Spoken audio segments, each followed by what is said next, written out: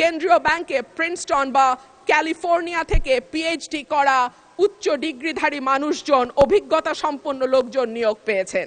অন্যদিকে বাংলাদেশে নতুন সরকার গঠনের পর যিনি নিয়োগ পেয়েছেন তিনি হলেন বিএনপির নির্বাচন পরিচালনা কমিটির সদস্য এবং একজন সোয়েটার ফ্যাক্টরির এমডি। আপনার বক্তব্যের ফ্লো যেন ঠিক থাকে সেজন্য টানা 10 মিনিট দেওয়া হয়েছে। অলরেডি বাংলাদেশের নাম গেছে। এর সরাসরি প্রভাব পড়ে নিম্নবিত্ত এবং মধ্যবিত্ত মানুষের ওপর, যাদের মোট আয়ের 2/3 থেকে অর্ধেক পর্যন্ত খাবার কিনতেই চলে যায়। ক্রমাগত মূল্যস্ফীতি দারিদ্র্য বাড়ায়, পুষ্টিহীনতা তৈরি করে এবং আগামী প্রজন্মের মেধা বিকাশে সরাসরি প্রভাব রাখে। 200-র বেশি সার্ভিস ও ফিচারে লেনদেনের সব বিকাশ অ্যাপে সম্ভব। মাননীয় স্পিকার, প্যারা 7-এ রাষ্ট্রপতি 19শে ফেব্রুয়ারি পর্যন্ত বৈদেশিক মুদ্রার যে রিজার্ভ সেটা দাঁড়িয়েছে $34.78 বিলিয়ন বলে ঘোষণা করেছেন। এই বৈদেশিক মুদ্রা আয়ের প্রধান খাত হলো পোশাক রপ্তানি। এরপর আছে প্রায় 1 কোটি প্রবাসীর পাঠানো রেমিটেন্স, বৈদেশিক ঋণ, ফরেন ডিরেক্ট ইনভেস্টমেন্ট বা এফডিআই, বৈদেশিক অনুদান ইত্যাদি।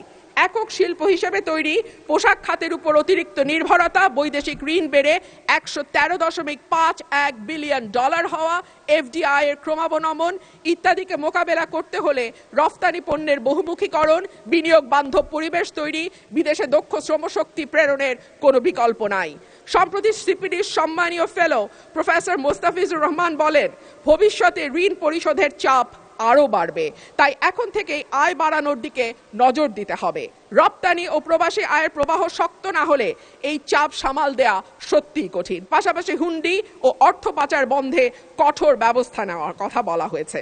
গত 15 বছরে দেশ থেকে যে বিপুল পরিমাণ টাকা পাচার হয়েছে, যার পরিমাণ কেন্দ্রীয় ব্যাংকের হিসাব মতে $23,400 কোটি, সেটি ফেরত আনা না গেলে কিংবা ব্যাংক খাতে থাকা 6 লক্ষ কোটি টাকার খেলাপি ঋণের পরিমাণ কমিয়ে আনা না গেলে অর্থনীতির পুনরুদ্ধারের কোনো পরিকল্পনাই কাজে আসবে না।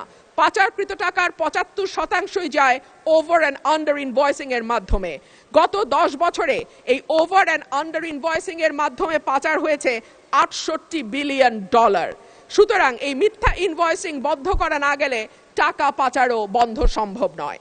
মাননীয় স্পিকার, রাষ্ট্রপতি তার ভাষণে বাংলাদেশ ব্যাংক, রাষ্ট্রায়ত্ত ও বেসরকারি ব্যাংক, বীমা, আর্থিক প্রতিষ্ঠান ও পুঁজিবাজারের সঙ্গে সমন্বয়ের মাধ্যমে সার্বিক তদারকি, উন্নতকরণ, আমানতকারীদের সুরক্ষা নিশ্চিত, খেলাপি ঋণ হ্রাসে গুরুত্ব দেওয়ার কথা বলেছেন।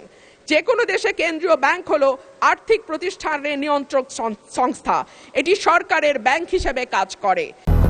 200-র বেশি সার্ভিস ও ফিচারে লেনদেনের সব বিকাশ অ্যাপে সম্ভব। দক্ষিণ এশিয়ার দেশগুলোর দিকে তাকালে দেখা যায় কেন্দ্রীয় ব্যাংকে প্রিন্সটন বা ক্যালিফোর্নিয়া থেকে পিএইচডি করা উচ্চ ডিগ্রিধারী মানুষজন, অভিজ্ঞতা সম্পন্ন লোকজন নিয়োগ পেয়েছেন। অন্যদিকে বাংলাদেশে নতুন সরকার গঠনের পর যিনি নিয়োগ পেয়েছেন তিনি হলেন বিএনপির নির্বাচন পরিচালনা কমিটির সদস্য এবং একজন সোয়েটার ফ্যাক্টরির এমডি। মাননীয় স্পিকার, আমি আপনাকে অনুরোধ করব আমার সময় 2 মিনিট বাড়িয়ে দিতে। মাননীয় স্পিকার, একই ঘটনা আমরা বিশ্ববিদ্যালয়ের উপাচার্য নিয়োগের ক্ষেত্রেও দেখেছি। সবগুলো বিশ্ববিদ্যালয়ে দলীয় ভিসি, প্রভিসি নিয়োগ দেয়া হয়েছে। দল করা দূষণীয় কিছু নয়, কিন্তু দল না করলে যদি নিয়োগ না হয় সেটা দুর্ভাগ্যজনক। দলদাস শিক্ষকদের হাতে। ধন্যবাদ মাননীয় সদস্য।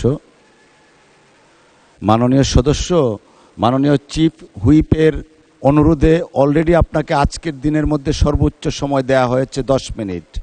আপনার বক্তব্যের ফ্লো যেন ঠিক থাকে সেজন্য টানা 10 মিনিট দেওয়া হয়েছে। মাননীয় সদস্য, আপনাকে অসংখ্য ধন্যবাদ। আমাদের মাননীয় সদস্য,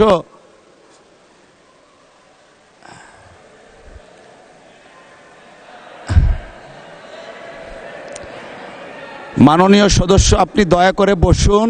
you will have time, next time আপনাকে দেয়া হবে।